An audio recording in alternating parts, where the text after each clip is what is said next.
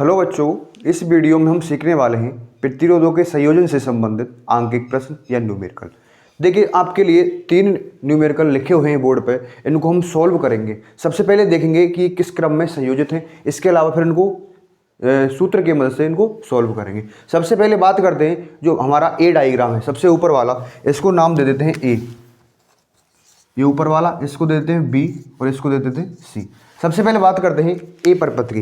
ए परपथ में जो प्रतिरोधों का जो संयोजन है उसको सॉल्व करते हैं। ठीक है, इनको मान दे देते हैं। जैसे ये 2 ओम का प्रतिरोध है, ये 4 ओम का है, ये 4 ओम, ये 4 ओम, ये 2 ओम और ये भी 2 ओम। ठीक है, अब इनको सॉल्व करके देखते हैं। बहुत से बच्चों के डाउट है इनमें, किस प्रकार संयोजित करते हैं, किस प्रकार इनको सॉल्व करते हैं। ठीक है, चलिए ए की बात करते हैं। ए, ठीक है, सबसे पहले आपको देखना होगा कि किस क्रम में संयोजित है। हमको क्या करना है, ए और बी के मध्य तुल्य प्रतिरोध ज्ञात करना है। तो तुल्य प्रतिरोध ज्ञात बाद में करेंगे, सबसे पहले देखेंगे ये जो क्रम है वे कौन सा है।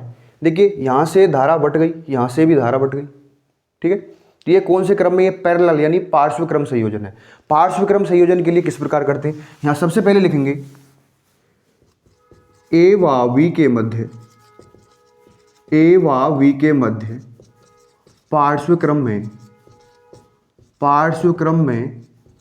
तुल्य प्रतिरोध। ए व वी के मध्य में पार्श्व क्रम में तुल्य प्रतिरोध।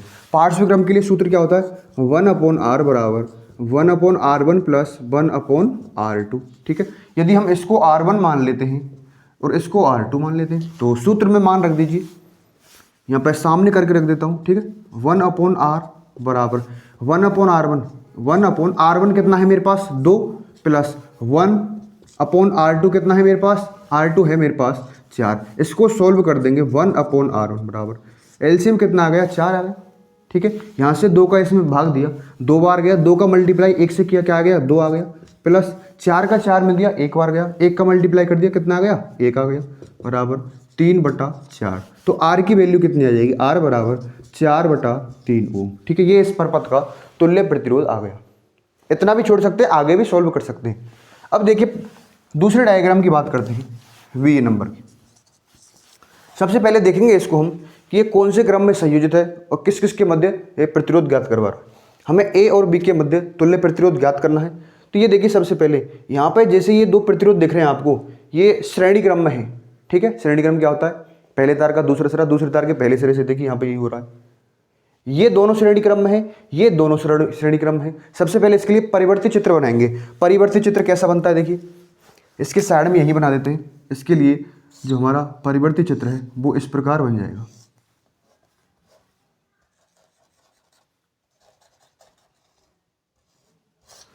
तो ये श्रेणी क्रम में है, श्रेणी क्रम में इनको डायरेक्ट जोड़ देते हैं। r1 प्लस r2 मतलब ये हो गया 8 ओम का, और ये कितने का हो गया, ये हो गया 4 ओम का। अब इसको r1 मान लो, इसको r2 मान लो। ठीक है, हमने क्या किया, देखिए कुछ नहीं किया है, इनको सॉल्व किया है। यहाँ पे क्या है, श्रेणी क्रम में था, हमने डायरेक्ट इसको ऐड कर दिया, कितना आ गया, अब एक ही प्रतिरोध बन गया है 8 ओम का। यहाँ पे 2-2 ओम के 2 प्रतिरोध थे, इनको जोड़कर एक ही प्रतिरोध लगा दिया बड़ा वाला 4 ओम का। ठीक है, अब ये जो प्रतिरोध हैं 8 ओम और 4 ओम, ये समांतर क्रम में है। इसके लिए समांतर क्रम का सूत्र लगाना पड़ेगा, इससे सॉल्व कर देंगे। तो देखिए क्या लिखेंगे दोबारा से, ए व वी के मध्य, ए व वी के मध्य समांतर क्रम में तुल्य प्रतिरोध। ठीक है, तुल्य प्रतिरोध कैसे याद करेंगे, वही सूत्र में मान रखेंगे, 1/r बराबर 1/r1 प्लस 1/r2। ठीक है, 1/r, 1/r इसलिए 1/r1 कितना है, देखिए r1 ये इसको मान लें 8 को। ठीक है, 8 हो गया, प्लस 1/r2 कितना है, 4 है मेरे पास, ये है 1/4। इसको सॉल्व कर दीजिए, 1/r बराबर 8, अगर एलसीएम ले लेते हैं तो 1 प्लस 2 बराबर 3/8। और r की वैल्यू कितनी आ जाएगी, r के इसको पलट देंगे तो क्या आ जाएगा, r बराबर 8/3 ओम। ये आगे सोल्व कर सकते हैं डिवाइड करके। ठीक है, अब बात आती है तीसरे प्रतिरोध की। हमें ए और बी के मध्य ही तुल्य प्रतिरोध ज्ञात करना है। तो इसके लिए क्या करेंगे, सबसे पहले देखेंगे कि कौन सा प्रतिरोध कौन से क्रम में जुड़ा हुआ है। तो देखिए, ए और बी के मध्य मेरे को तुल्य प्रतिरोध ज्ञात करना है। यहाँ से ये क्या है, 2 ओम का एक ही प्रतिरोध है, लेकिन यहाँ से इसको यूँ मोड़ा गया, फिर इधर मोड़ दिया गया। इसका मतलब ये जो 2 प्रतिरोध हैं कौन कौन से, इनको नाम दे देते हैं। ये अगर R1 है, ये R2 है और ये R3 है। देखिए R2 और R3 जो प्रतिरोध हैं वो श्रेणी क्रम में जुड़े हुए हैं, तो इसके लिए हम क्या करेंगे, इनको ऐड कर देंगे, श्रेणी क्रम के सूत्र से कर दो। R बराबर क्या होता है, R1 प्लस R2, तो कितना हो गया, डायरेक्ट 4 ओम हो गया। ये अगर 4 ओम हो गया, अगर इसको डिटेल से सॉल्व करेंगे, देखिए कैसे करेंगे। इसको हम परिवर्ती चित्र बनाएंगे इसका। सबसे पहले यहाँ पे मेरा पॉइंट ए है, यहाँ पे ये प्रतिरोध है कितने ओम का, 2 ओम का, ठीक है। यहाँ पे ये पॉइंट है, मैंने क्या किया, इसको एक ही प्रतिरोध में ऐड कर दिया, क्यों, श्रेणी क्रम में है, हम डायरेक्ट कर सकते हैं, ए और बी। यहाँ पे ये प्रतिरोध 2 ओम का ही है, लेकिन ये कितने का हो गया, 2 प्लस 2 ओम, मतलब ये 4 ओम का एक ही प्रतिरोध लगा दिया। अगर श्रेणी क्रम में इस प्रकार जोड़े हों तो हमको डायरेक्ट जोड़ देते हैं, ठीक है। अब देखिए ये जो संयोजन है मेरे पास, ये पार्श्व क्रम में है, और पार्श्व क्रम के लिए पुनः क्या करेंगे, दोबारा से वही सूत्र की स्थापना करेंगे, वो सॉल्व करेंगे। 1/r बराबर, सबसे पहले लिखेंगे ए व बी के मध्य समांतर क्रम में तुल्य प्रतिरोध, यहाँ पर लिख देंगे, ठीक है। करिए सॉल्व।